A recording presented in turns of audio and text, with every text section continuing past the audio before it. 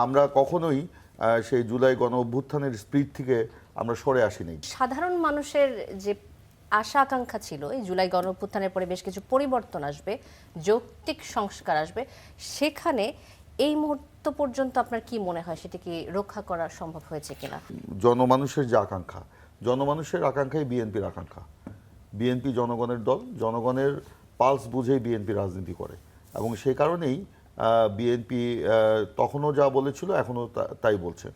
আমরা কখনোই সেই জুলাই গণ অভ্যুত্থানের স্পিরিট থেকে আমরা সরে আসিনি এবং জুলাই সেই গণ অভ্যুত্থানের স্পিরিট থেকে যেই জুলাই সনদ রচিত হয়েছিল, যেটা আমরা সংসদের দক্ষিণ প্লাজায় আপনার প্রধান উপদেষ্টা সহ অন্যান্য রাজনৈতিক দল সহ আমরা স্বাক্ষর করেছিলাম, সেই জুলাই সনদকে আমরা ধারণ করি। সেই জুলাই সনদের প্রত্যেকটা অক্ষর, প্রত্যেকটা লাইন আমরা বাস্তবায়নে অঙ্গীকারাবদ্ধ। এখন প্রশ্ন আসতেই পারে যে এতদিনে আমরা কি করলাম। মাত্র 4টা মাস বিএনপি সরকার গঠন করেছে, একটা সংসদ গঠন হয়েছে, সরকার গঠন হয়েছে। দীর্ঘ 17 বছরের যে জঞ্জাল সেটাকে আমাদেরকে মুক্ত করতে হচ্ছে এবং বিশেষ করে অন্তর্বর্তীকালীন সরকারের সময়ও যেই কিছু সমস্যাগুলো তৈরি হয়েছিল সেগুলোও আমাদেরকে মোকাবেলা করতে হচ্ছে।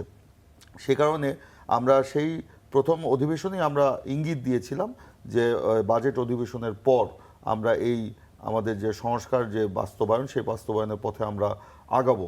সেই লক্ষ্যে আপনারা দেখেছেন যে বাজেট প্রথম অধিবেশনেই আমরা সরকারি দল এবং বিরোধী দল মিলে আমরা একটি সর্বদলীয় মানে সংসদীয় কমিটি গঠন করতে চেয়েছিলাম জুলাই সনদের আদলে প্রেক্ষিতে সংশোধন মানে সংবিধান সংশোধন করার জন্য।